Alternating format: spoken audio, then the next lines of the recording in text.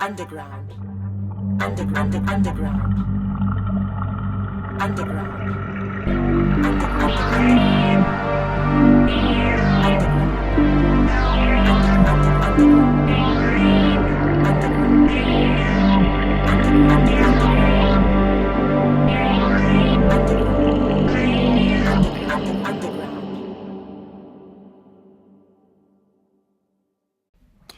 Greetings, surface dwellers.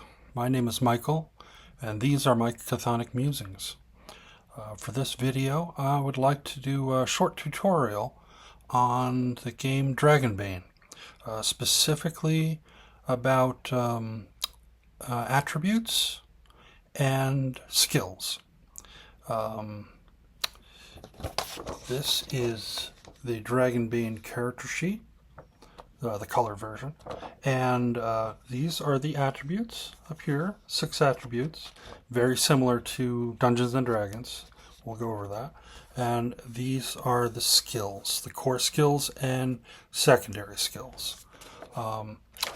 This short tutorial, along with I will also do a follow-up video on the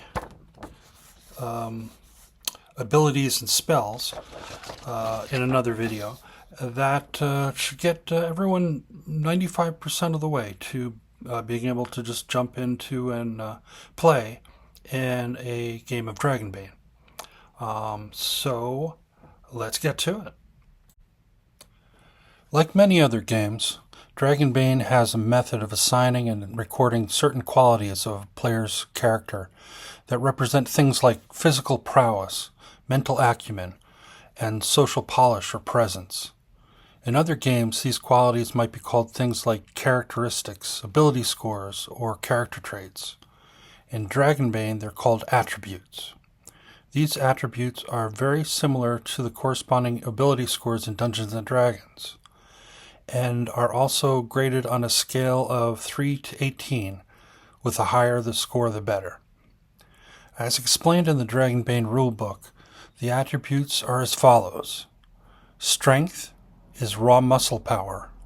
Constitution is physical fitness and resilience. Agility is body control, speed, and fine motor skills. Intelligence is mental acuity, intellect, and reasoning skills. Willpower is self-discipline and focus. And charisma is force of personality and empathy. Now, there are probably several ways that the 6 attributes could be divided up and categorized. For instance, strength, constitution, and agility are physical attributes, whereas intelligence, willpower, and charisma are mental attributes. After some analysis of Dragonbane, I believe it is important to understand the unique role that 2 of the attributes, that is, constitution and willpower, play in the game. The maximum number of hit points your character has, that is, the amount of damage they can withstand, is equal to your constitution attribute. Similarly, the maximum number of willpower points your character has, which are used to fuel magic as well as most abilities, is equal to your willpower attribute. Maximum hit points and maximum willpower points can receive small boosts as your character develops, but in a much slower and less dramatic way than the typical level-based system, such as Dungeons and Dragons. Unlike each of the other 4 attributes, neither constitution nor willpower are associated with any of the core skills in Dragonbane. Instead, attribute rolls are fairly common for these 2 attributes. For an attribute roll, a 20-sided die, D20, is rolled, and if the die roll result is equal to or less than the attribute, it is a success. Dragonbane is a roll-low system. Constitution rolls are called for things such as resisting poison, disease, or even death. Willpower rolls are called for things such as resisting fear attacks and effects, or maintaining concentration. So constitution and willpower rolls are used in ways similar to saving throws and resistance rolls in other games. Attribute rolls can also be called for on other attributes, but only if there's no associated skill for the action being attempted, and so these are far less common. One such instance is a strength roll if you are trying to carry beyond your inventory capacity. Strength and agility have a few other impacts on some derived ratings, such as movement or inventory capacity, as well as damage bonuses. But I won't cover that here in this video. I'll leave it to a character generation video in the future, because as the rulebook says, once assigned, your attributes rarely change during the game, and those derived ratings are kind of calculated and then noted on your character sheet, so you don't really need to reference at that point the attribute that affected them.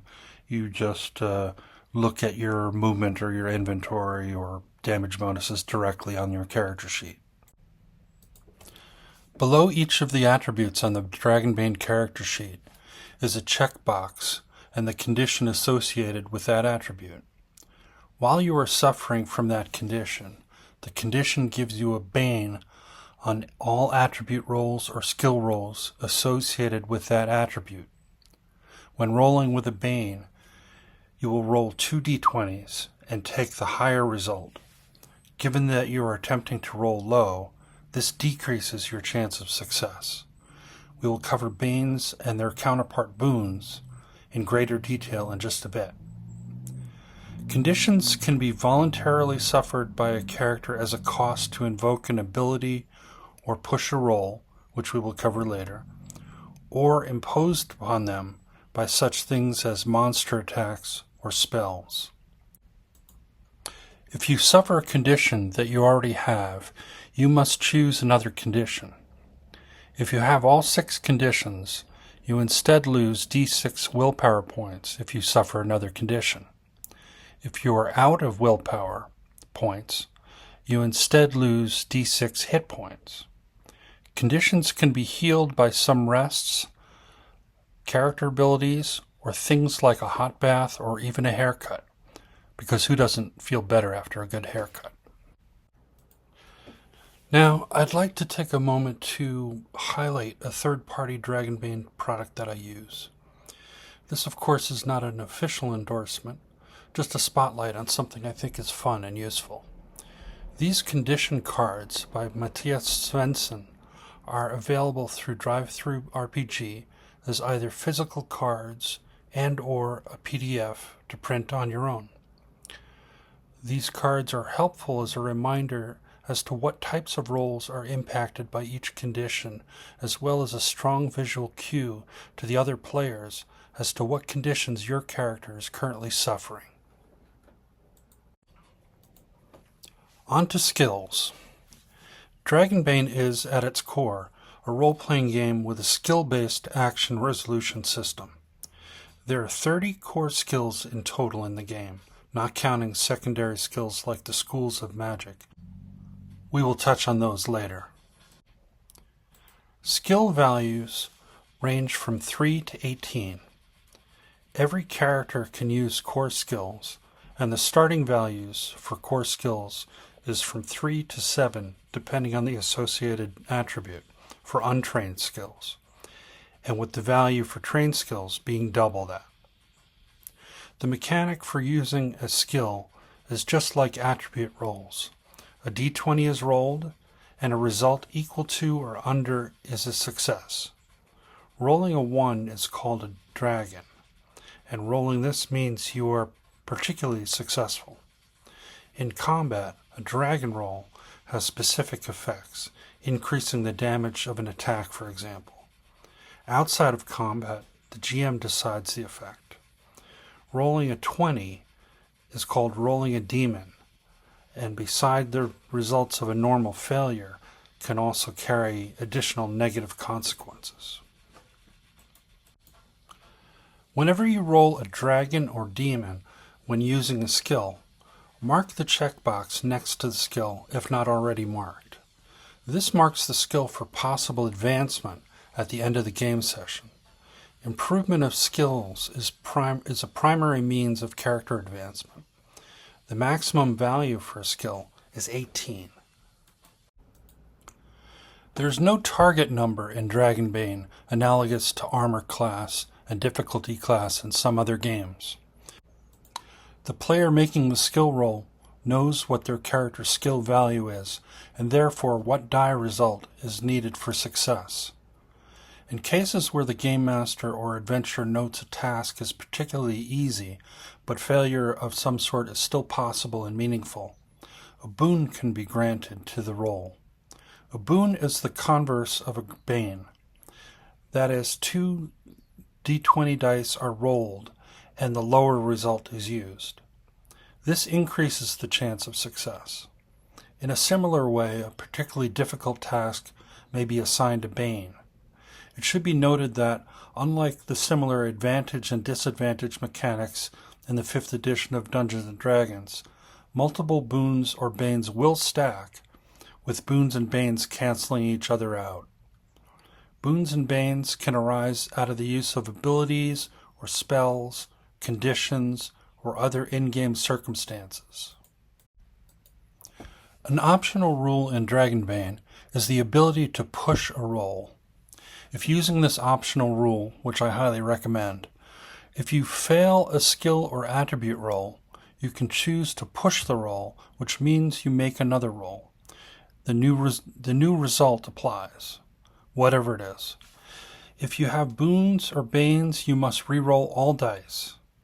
Note, you can never push a demon roll, a natural 20. Also, there are some other rolls, such as death rolls, that the rules note as not eligible for pushing. Whenever you push a roll, immediately after the re-roll, you suffer a condition. You decide which condition you get from pushing a roll with 2 important restrictions. 1, you cannot choose a condition you already have, and 2, you must be able to explain how the condition results from the action you are trying to perform. The GM has the right to reject clearly unreasonable explanations. Once you have all 6 conditions, you may no longer push your rolls. In addition to their effects, conditions provide inspiration for role-playing. Mark your conditions on your character sheet or use condition cards or other markers to keep track of and display which conditions your character is currently suffering. Note, only the player characters can push their rolls, not NPCs or monsters. Sometimes you must beat your enemy in an opposed roll to succeed with an action. This means that both you and your adversary roll dice. Opposed rolls are used sparingly in the game, and only when someone is actively opposing you. In combat, it only counts as an action for the active party. If your roll fails, your action fails as well, regardless of your opponent's roll. If your roll succeeds while your opponent fails, your action succeeds. If both of you succeed with your rolls, your action succeeds if the result of your roll is lower than or equal to your opponent's result. If the opponent's result is lower than yours, you fail. Opposed rolls can be pushed as well, but only if you are the active party. This can be done even after your opponent's roll.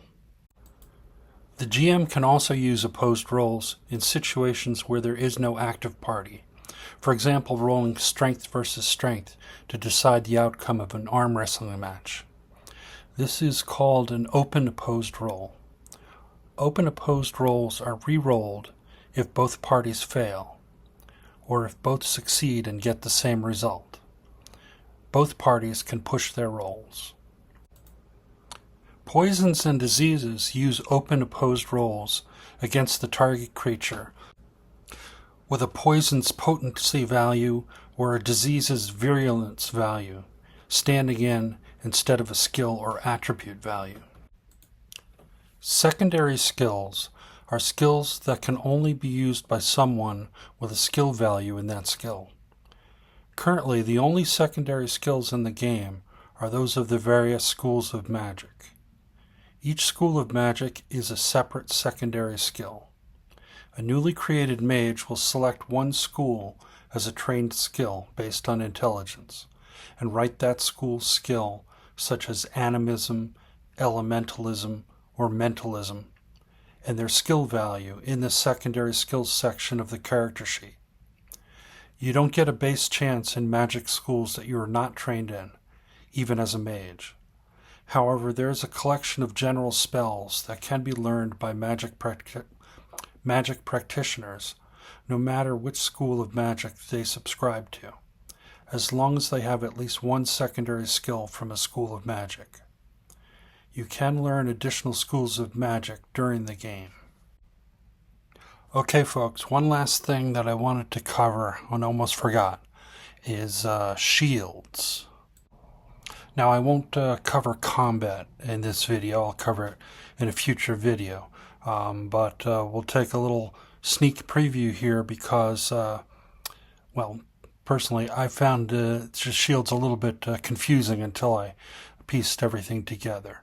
And why is that, you say? Because in Dragonbane, shields are not armor. They are categorized as weapons.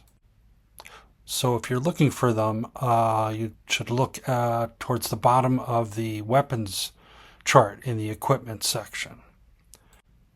They are used as a defensive mechanism to parry an incoming melee attack, or parrying a ranged attack, which most other weapons cannot do. Now, this is explained in the combat section, specifically in the parrying sections, so it may not be immediately obvious how this all hangs together if you're just equipping your character and looking for shields and just reading the statistics of the equipment itself. So I'll just go briefly over the parrying sections that relate to shields and how this all ties together. Under parrying in melee combat, for shield, it says the following: if you have a shield drawn, you can parry with it instead of your weapon. There is no skill for shields. Instead, you can use any strength-based melee skill, that is, any of them except knives and staves, to parry with a shield.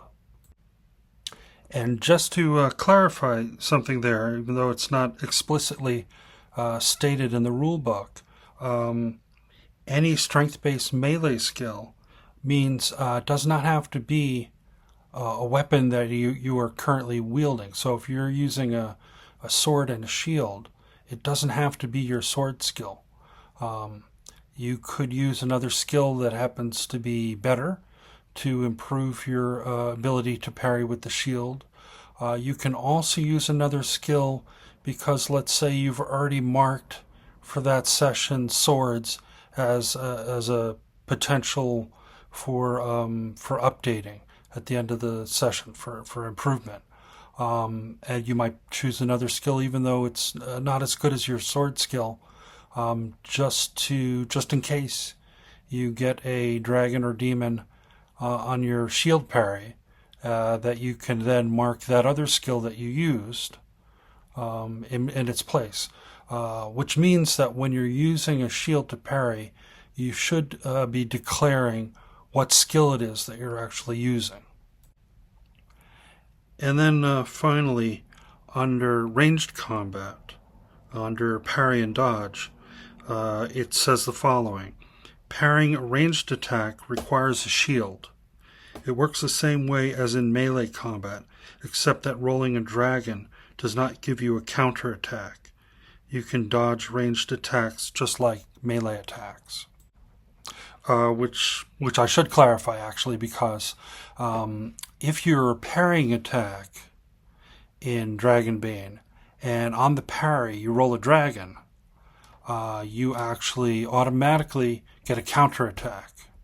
And you'll notice, looking at the shields under gear, they actually have a damage bonus, and that's what you would use if you parry with your shield and you roll a dragon in melee combat, and you get to counterattack with your shield.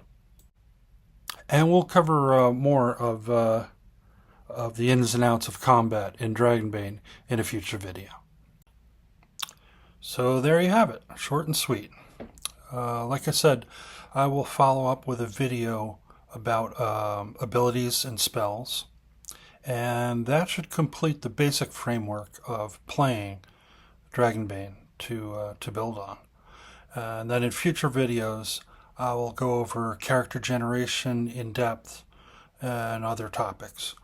There are plenty of other like unboxing videos and such out on YouTube, so I don't need to go through that. Although I will just comment and say that the core set, which is not a starter set, it's the full game. The core set of Dragonbane is fantastic, so well worth taking a look at. Also, I will mention that there is a free quick start PDF for Dragonbane that's available through either the Free League website or DriveThruRPG, and I'll include links in the video description of how to get the free quick start. And then until I next resurface, may your successes be many and your failures be memorable.